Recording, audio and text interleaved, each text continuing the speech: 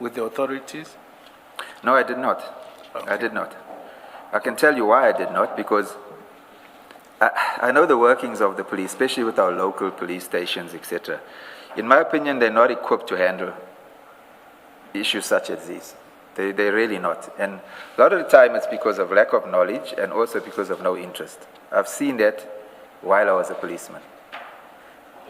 Just explain what you mean they are not equipped to handle matters like this. And I ask because when Mr. John was the IPID officer was testifying yesterday, and he said you went to court for an interdict. Yes. The question that I didn't ask, but that was in my head, was why would you not lay a charge of conspiracy to murder or to kill? Why didn't you lay that kind of complaint? So answer my question about why do you say the police do not have the capacity to deal with these kind of issues, together with my question, why did you not lay that kind of charge? From experience, being in that environment, cases like that, people don't generally want to come forward, first of all, and give statements because they'll have to name names, etc. Secondly, there's also a lack. You say so even after you've had the telephone call between Bevan and Mr. Naika, which you have interpreted in a certain way as you were listening to it. You say there's an acknowledgement in that he doesn't deny that he's put a price for Bevan to be killed.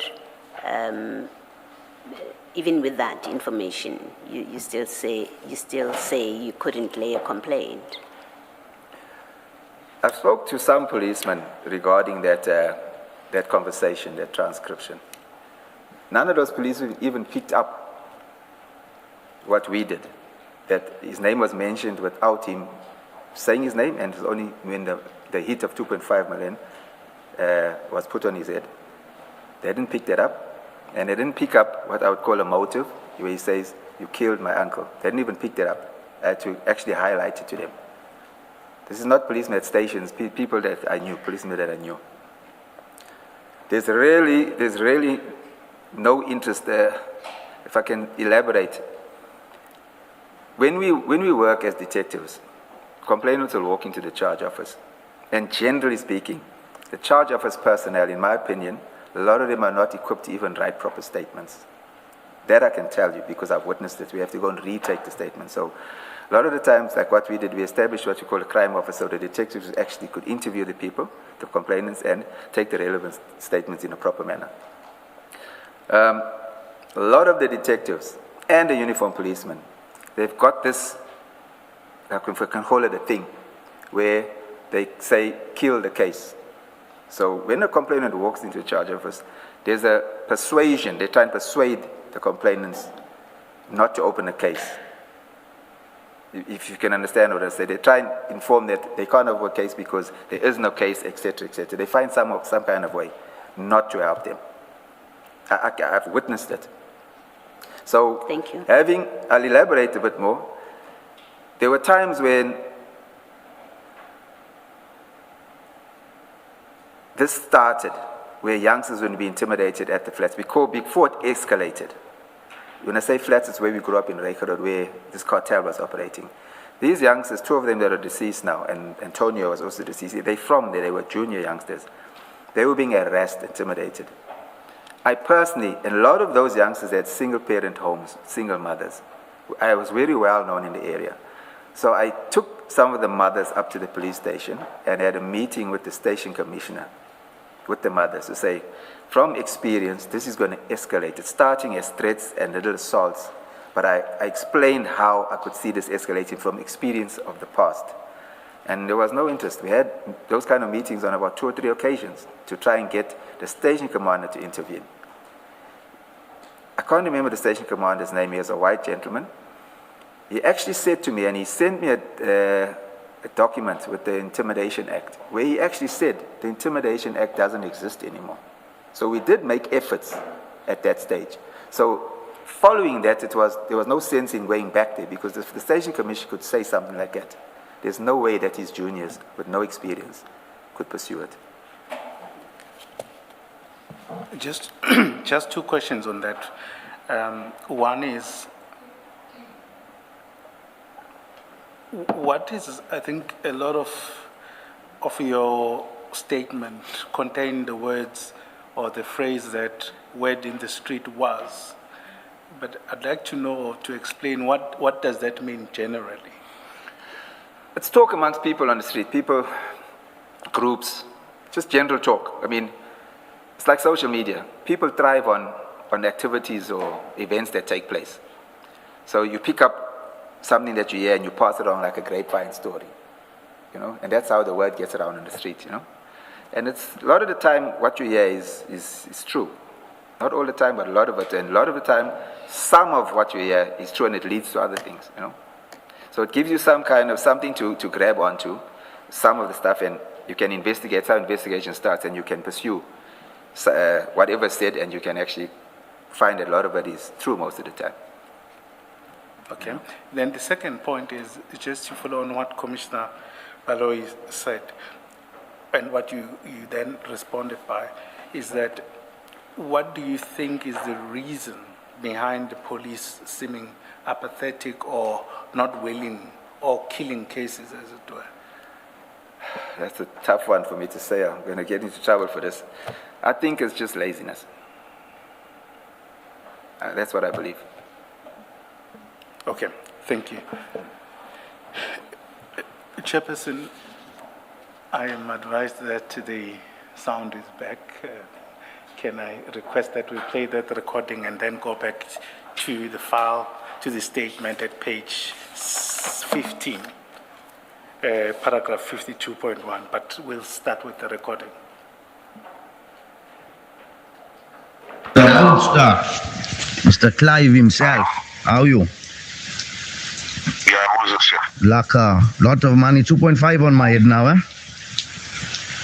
Moses, yeah. Moses, yeah. Evan, you. Yeah, how you can you phone my Dane? uncle. How you can phone Dane to tell Dane to set me up? You can phone Dane, Mr. Roadster. The roadster, Mr. Clive himself. How are you? Yeah, Moses, yeah. Like a lot of money, 2.5 on my head now, eh? Moses, yeah. Moses, yeah. Evan, you. Yeah, how you can you phone my Dane? uncle. How you can phone Dane to tell Dane to set me up? iPhone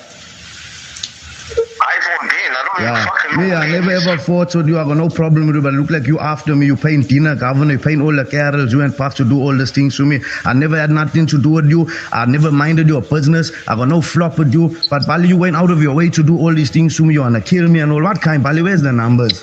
Are you making allegations against me, or are you telling me the facts? I'm asking you, where's the numbers, Bali? I never do Let's fuck start all off to now. you. Let's start off. Check your word. I'm Firstly, fuck all to you were you. telling the people I killed Regan. See our Bali. See our checker. No flop. You wanna kill me, right? No flop. The fastest lives the longest. Right? Laka. Was it? Thank you, Commissioners. I think, I'm not sure whether it was audible enough for your purposes. Yeah. In any event, the transcript is Yes. at page 113, just to contextualize things. Now, this is the recording. Is this the recording that you were referring to earlier? That's correct. That's the recording. And at page 130, 113 is a transcript. Yes. Is that an accurate? That's inaccurate. Okay. And you were present when that call was made? It was made presently. It was his phone was on speaker. Okay. And what was the purpose of the call? After he phoned Vali, or let me say before he phoned Vali, he was agitated and he was quite angry and he was under a lot of pressure because he was tired of this. You remember, he hadn't been out of the premises for a long time. Because when he heard that there's a hit on him, he said to me, they're not going to get me because I'm not going to leave the premises. So, like he says, he can't go out. Sorry, just repeat that.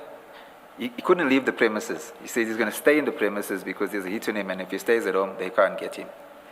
Henceforth, Hendrik Noonan ran the operation in the yard and on the street with the tow trucks, etc. So he was angry. So when Hendrik Nunes came over. He was on the phone with Wally. Wally phoned him a few times, harassing him about this motorcycle. So Bevan was agitated by that, so he said, no, I'm going to phone him. I need to put him in his place, kind of, He didn't use those words, but that was the gesture, so to say. And then afterwards he said, you know what? I don't know this Clive Nyker. He says, I'm going to phone him and ask him why he's doing this to me. And that's where the phone call came from. And where did he get the cell phone of Mr. Nyker, if it is Mr. Nyker? Yes, to be honest with you, I was quite surprised that he could get the phone call, but he was resourceful. What happens, you get a tow truck driver that drives for the operators on the bluff. And from time to time, they jump areas and they go and drive in other areas. So obviously, they make connections and friends with the guys that work for the different. So those guys have the contact numbers for their employees or their bosses.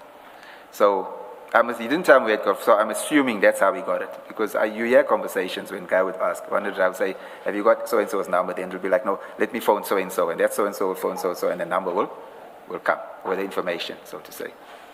Yeah. But I wasn't present when he actually got the number. Okay.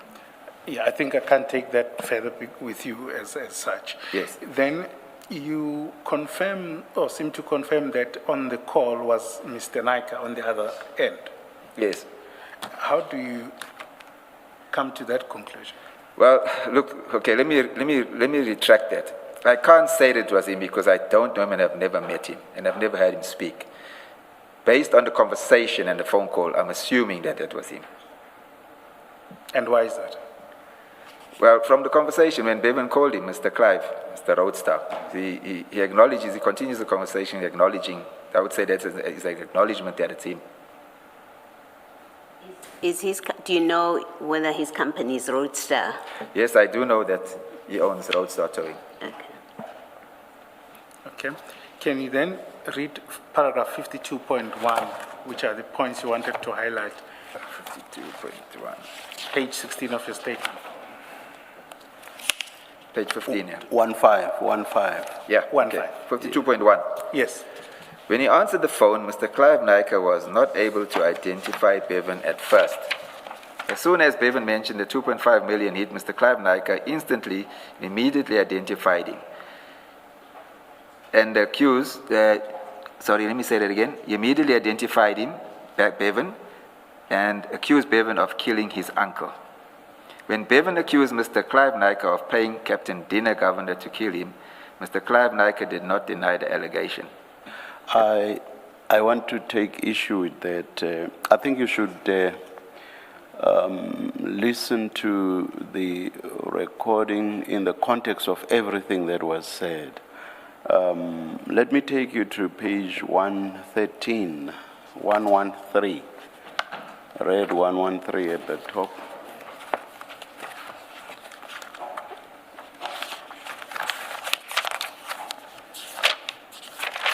Okay.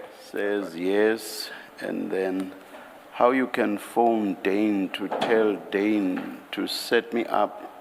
Then the response by Captain Nyker. I'm sorry, Mr. Nyker. I phoned Dane. You see, even the fact that he's asking a question there. I phoned Dane. It should tell you that implicit in that is, it may in a sense be a denial. I don't even effing know who Dane is, so it becomes clearer. So your source about me having called Dane to set you up, that's false. So that's a denial. Yeah. But let's go further down. So yes, it's not. It does not directly deal with the 2.5, but the context is the 2.5, and the setting up by Dane is in the context of the 2.5. So let's go further down. The long, there is what Bevan said there. The longest by him. He says second last line.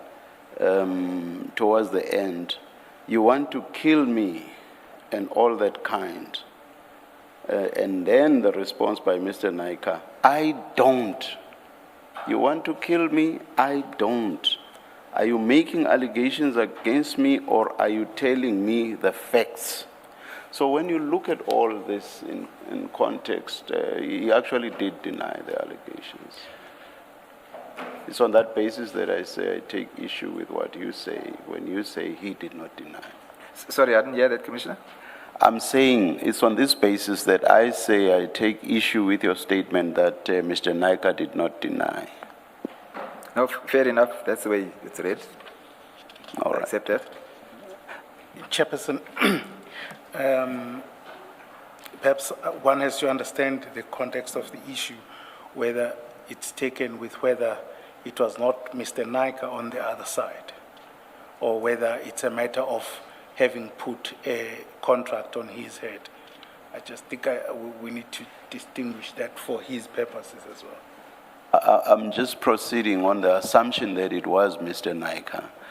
And what I'm addressing is the statement by Mr. Loftus that Mr. Naika, if it was Mr. Naika, did not deny the allegation. That's all I'm engaging Mr. Loftus on. Sure. Chair, can I then take you to file 3?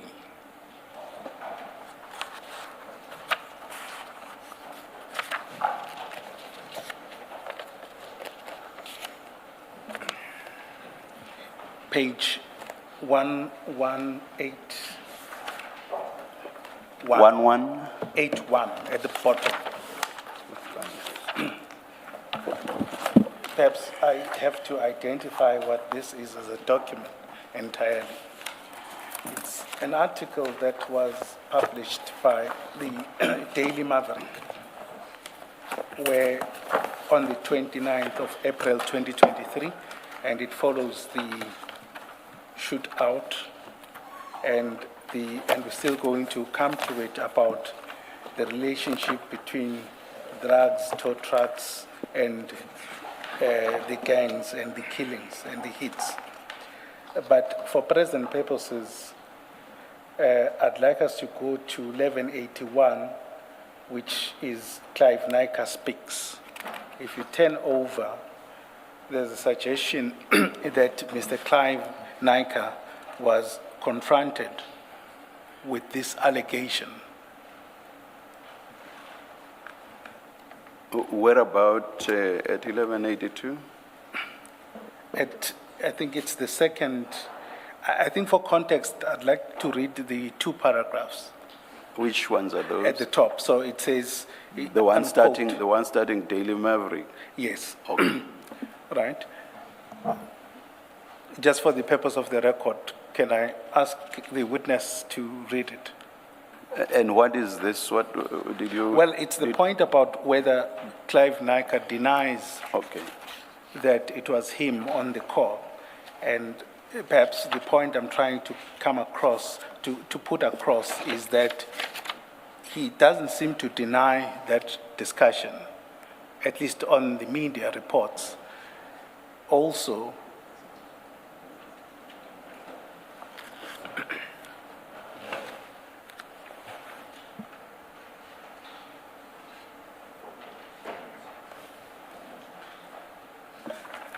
Please go ahead.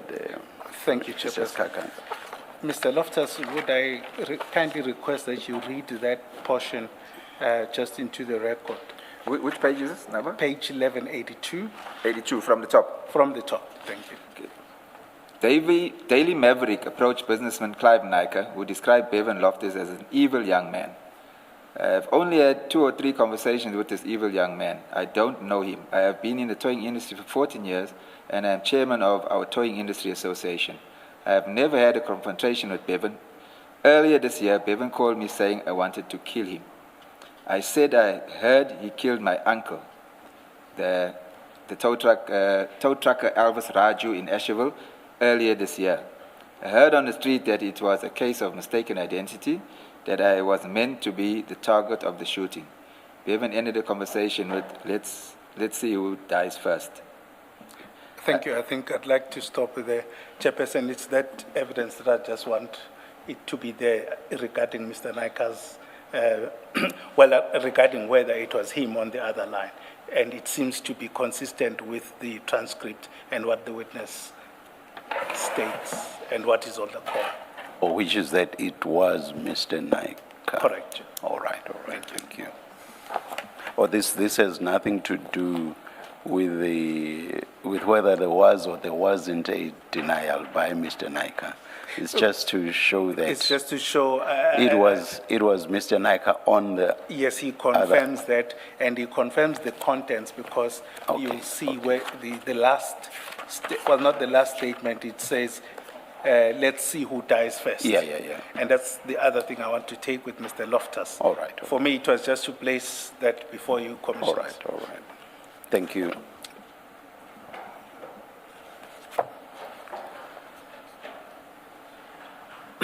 Then I will come back to this about this article later on after tea, but there is a statement or something that Bevan says when the call ends. Yes. And it is, I just don't want to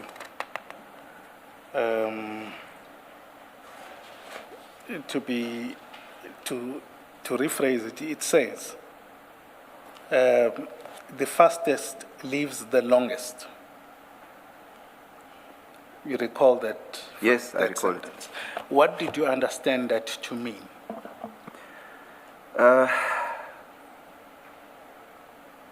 At first, I didn't know how to take it because I said to Bevan, I actually asked him, what did he mean by that and why did he say that?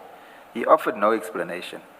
You know, he says he was angry, so he didn't even realize what he was saying, but he didn't offer any explanation. And I'm just saying, what did you understand of it, that statement? If I have to put my own interpretation into it, Clive being now the guy that wants to kill him, as he says in the conversation, so I would put it as to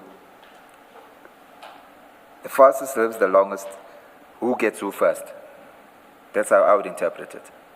Would it be accurate to characterize it as a threat? You can characterize it as a threat. I can say that.